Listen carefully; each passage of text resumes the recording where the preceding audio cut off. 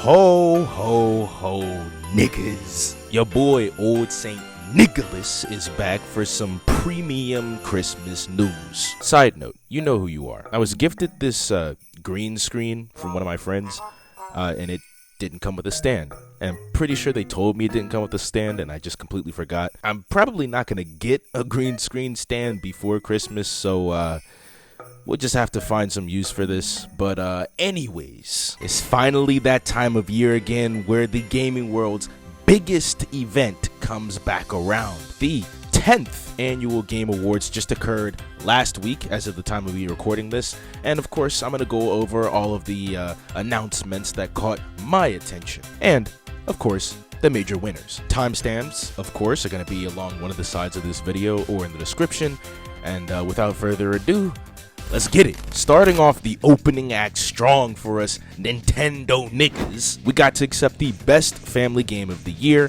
which went to Super Mario Bros. Wonder. Considering the competition this time around, I wasn't so sure we were going to reel this one in, but given the audience feedback at the venue, Super Mario Bros. Wonder.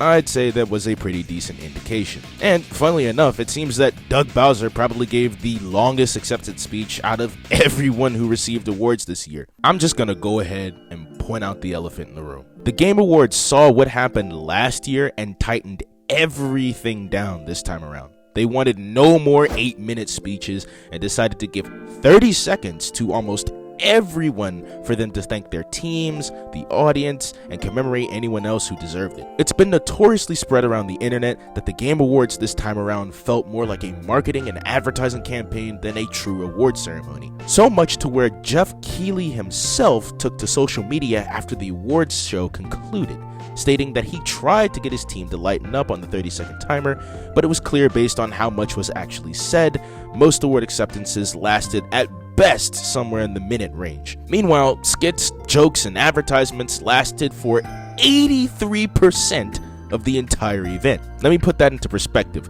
There were about a dozen world premiere announcements and 31 categories for awards. Let me reiterate, less than half of the content for the entire event consisted of advertisements for new games, and yet these 12 or so international announcements took up over 80% of the entire show.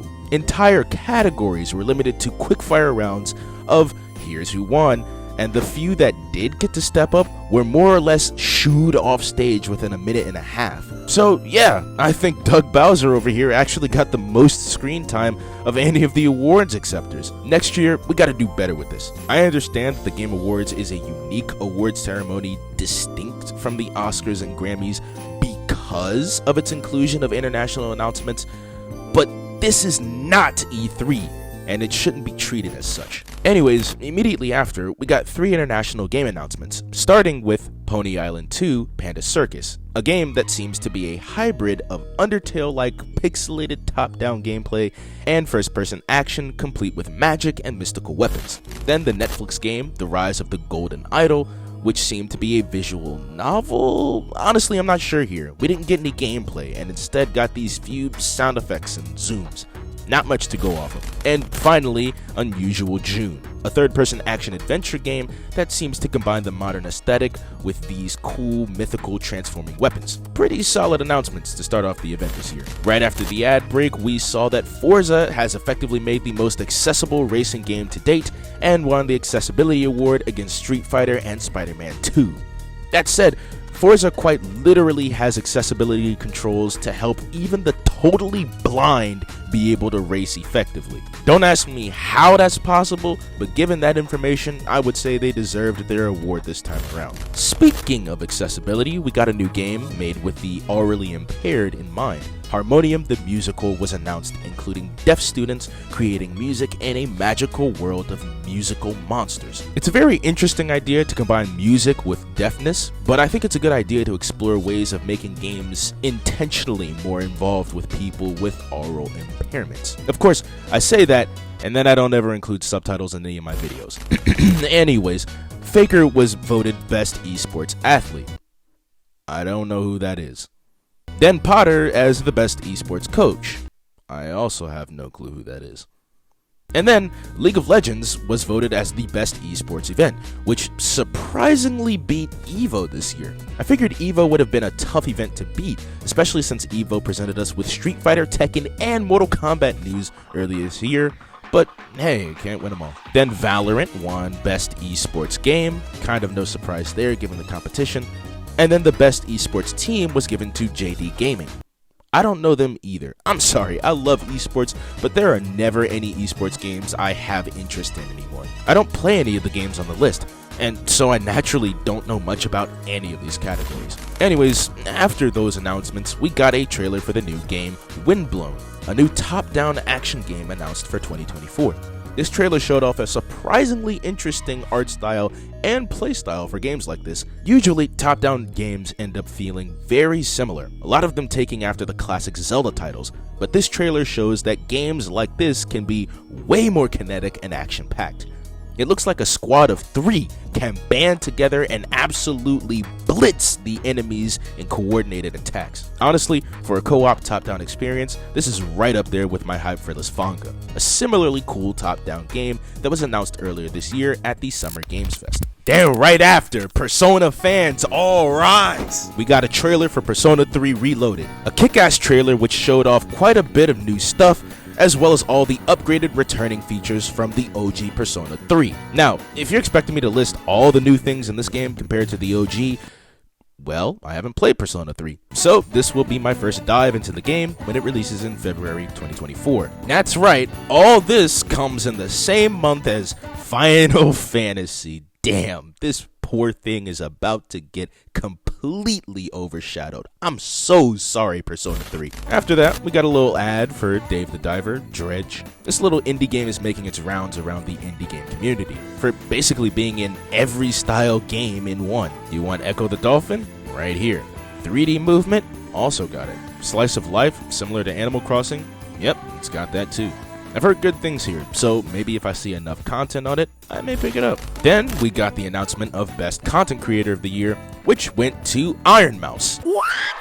Unsurprisingly. For those unaware, Iron Mouse is a VTuber who raises awareness for people who lack blood plasma, a rare condition that leaves patients basically unable to interact with unsterile environments. She's teamed up with one of the internet's biggest streamers, Connor, CDawgVA, who has helped raise hundreds of thousands of dollars in donations, not just for her own treatment, but for many other patients as well. So, in my eyes, it's no surprise she won. Speaking of Persona stuff, Atlus also announced a new game by the name of Metamorph Fantazio, a Persona-like game that seems to mix some aesthetics with Fire Emblem. Based on the trailer, it looks like this game has a decent amount of promise. That said, at the same time, it also looks like it's trying to ride the coattails of the Persona series, which may unfortunately backfire on it later in its life. We'll have to see how they do with this later on with development. And that concludes the opening act. And so, it's time to move on to the main event. Let's get it. Christopher 8 Minutes Judge starts us off with a joke about his speech from last year, which actually went on to be how the event treated the real winners. And he also took a jab at Call of Duty, noting his speech lasted longer than their campaign this year. No shame whatsoever. And you know what? He's not lying. He then announced the award for Best Performance this year, which went to Neil Newbon from Baldur's Gate 3, who gave about a 60-second speech by comparison to Judge's nearly 3 minutes of joking. And as we'll see throughout the rest of the show, this right here set the tone for the rest of the show, where Spider-Man 2 proceeded to get curb-stomped by every other nominee at the awards. For being such a highly anticipated game, most awards were given to the other nominees somewhere in the event. And this right here is no exception. That said, based on what I've heard about Newbon's performance, while it wasn't necessarily as emotional or active as, say, Yuri Lowenthal, it was a progressive performance that kept players engaged with his character development, and for that, he was properly rewarded. Congratulations. Then, Matthew McConaughey, of all people, came out and announced Exodus, a new space-themed third-person action-adventure game. The visuals look stunning, and the action is unreal. A hyper-realistic, futuristic space game against complex alien civilizations has never been done like this before. So, this is an amazing thing to see captured so well in modern gaming. Wink, wink. Then we got a banger of an announcement for God of War Ragnarök. The Valhalla DLC is free and, as of the time of this recording, officially out now.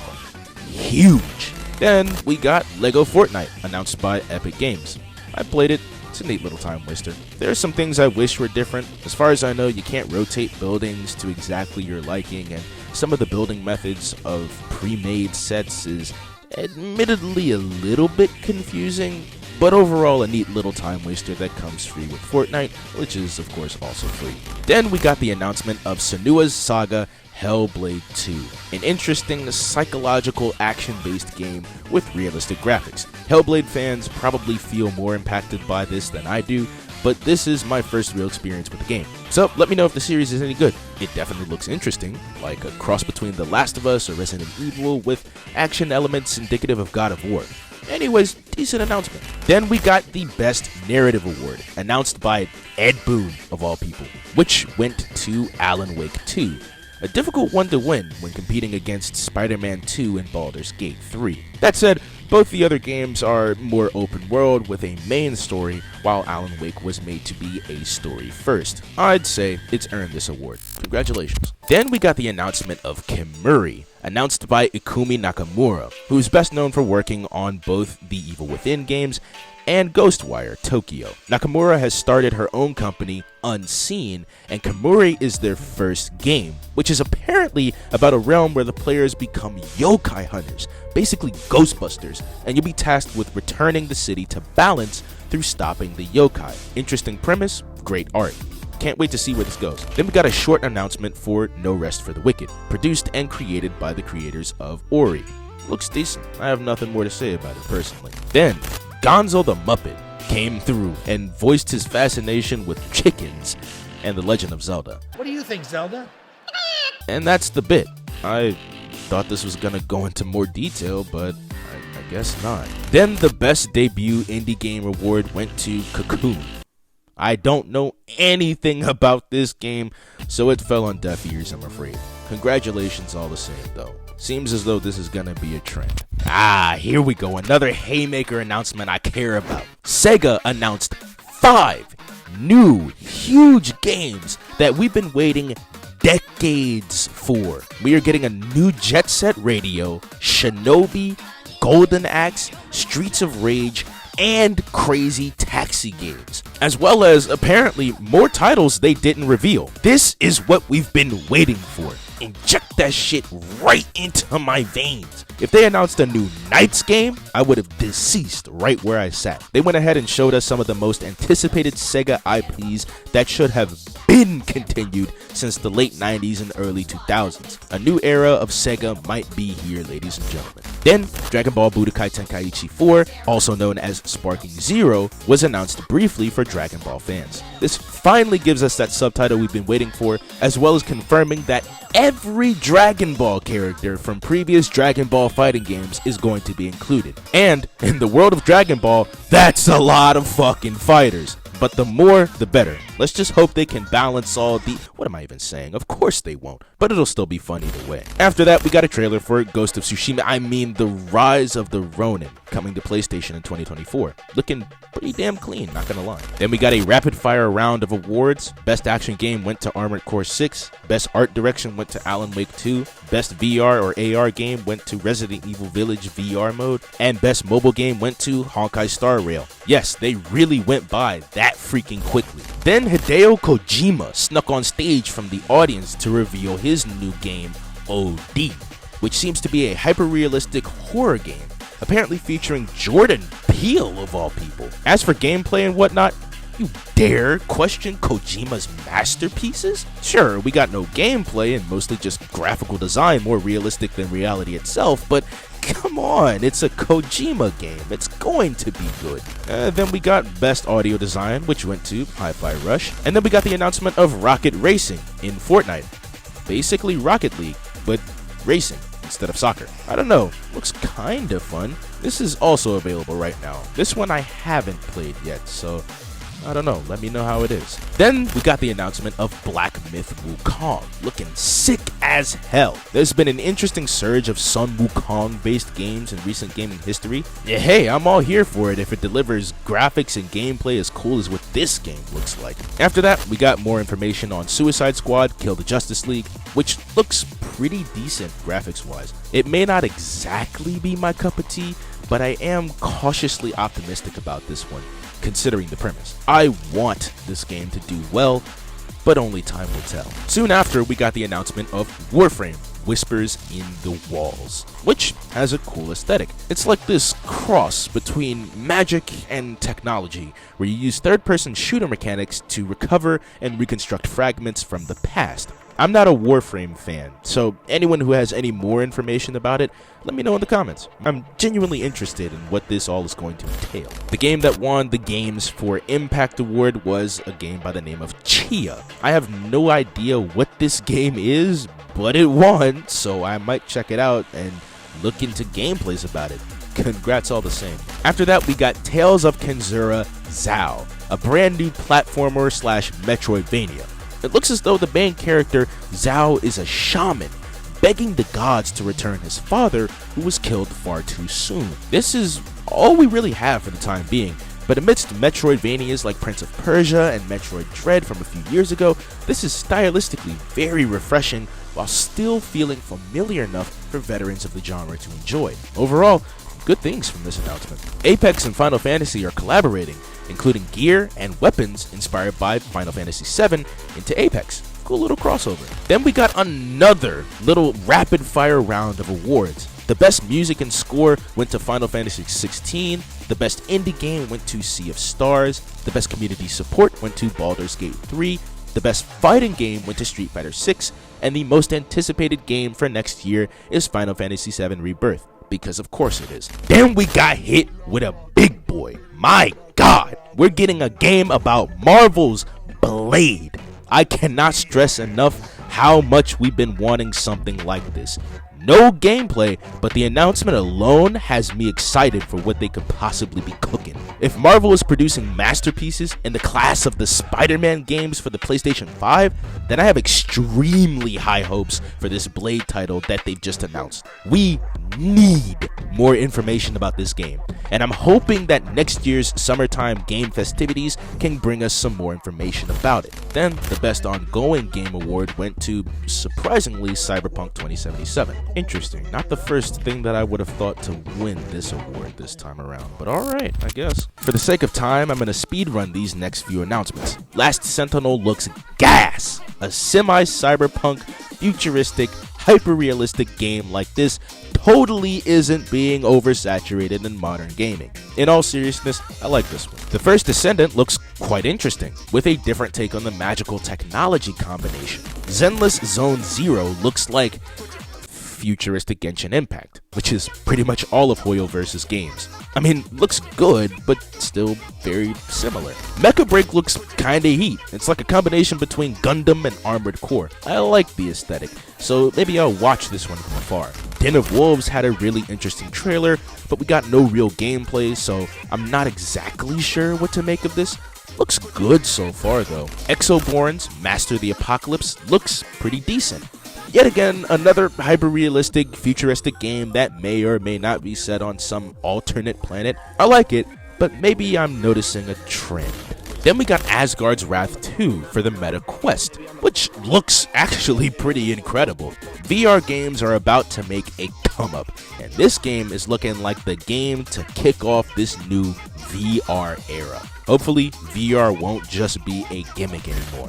The Fallout series announced a little bit ago, but we got to see a new trailer here, and it looks relatively promising. I am cautiously optimistic. And then for the best adaptation, the award went to The Last of Us, surprisingly beating out the Super Mario Bros. Movie. A huge shock for me. I knew this series was great based on feedback, but better than the Super Mario Bros. Movie? It's kinda insane. Then we got Light No Fire from the creators of No Man's Sky. It looks pretty interesting. How many times are you going to hear me say that? It's a multiplayer experience for those who like No Man's Sky. given how long it took for No Man's Sky to finally become a fleshed out game, I hope we don't see a repeat of unfortunate patterns this time. We should probably remain cautiously optimistic on this one too. Then, the Best Action Adventure Game Award went to Tears of the Kingdom. Let's fucking go! I can live happy now, even if we didn't get Game of the Year. We absolutely deserved this one. Tears of the Kingdom is a game I can't get enough of currently. And that review is recorded and being edited, just saying.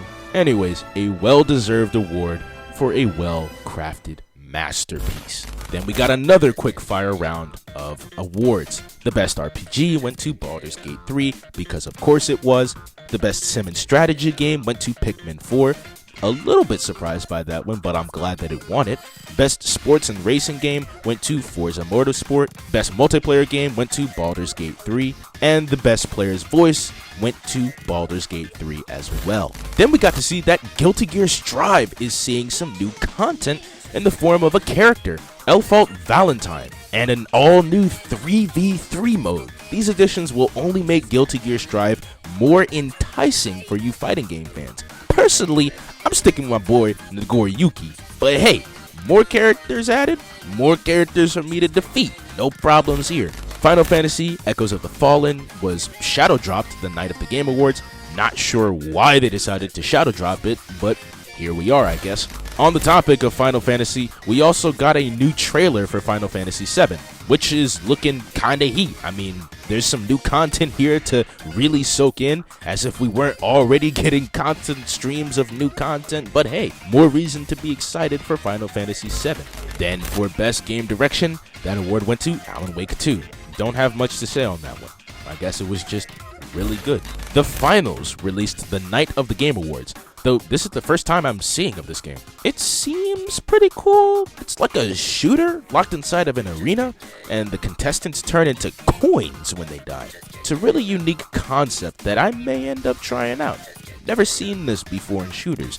Usually they try to go for more realistic everything, so to see it not take itself as seriously is kind of refreshing. The final announcement was the world premiere of Monster Hunter Wilds. I am not a Monster Hunter fan, but I know people who are, and this apparently is a highly anticipated game with the fandom. Hopefully it lives up to the hype that everyone else has for it. Now, the big one. 2023's Game of the Year went to Baldur's Gate 3, which, based on how many other smaller awards it won, comes as little surprise.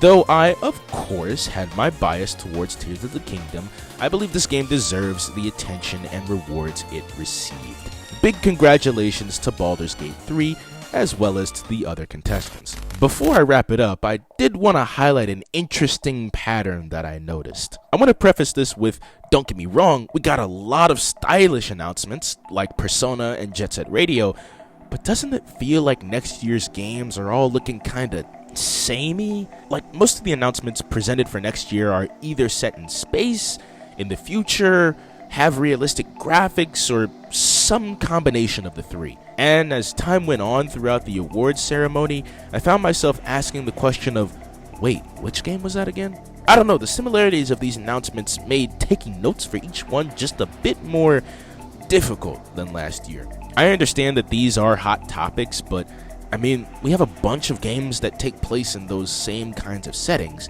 and to release so many of them in the same year, though they all look hype, I mean, what do you say to someone who might be interested? Yo, check out this game. It's a cool space fantasy set in the future with these hyper-realistic graphics. And then they have to sift through 5 different games to get to the one you were actually talking about. It's just that these game themes are starting to blend together a bit too much. It seems like, to me, these are huge announcements that are inevitably going to be treated like shovelware, I'm afraid. Finally, a follow-up from last year. No mention of Reformed Orthodox Rabbi Bill Clinton this year. In fact, Matan Evans, the kid who went up on stage last year, showed up this time, took a cocky picture from the audience, and sealed his fate. That's right, they banished him to the gulag. They found him midway through the awards ceremony and issued him a lifetime ban from ever reappearing at the Peacock Theater. This man's era of publicity at this award ceremony is officially over.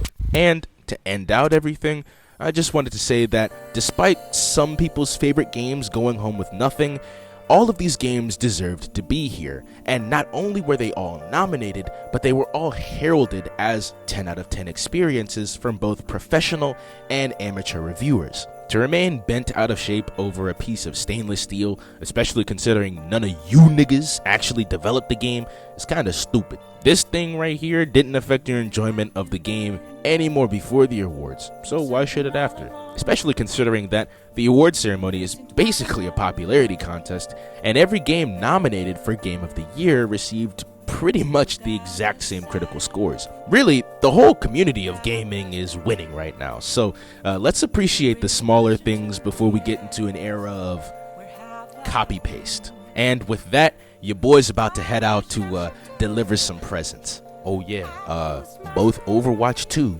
and Splatoon 3 are in their winter seasons, and they're giving us a bunch of content, so go check both those games out. Thanks for stopping by. Let me know what you thought in the comments, and I'm gone. Please don't take off my mask. Reveal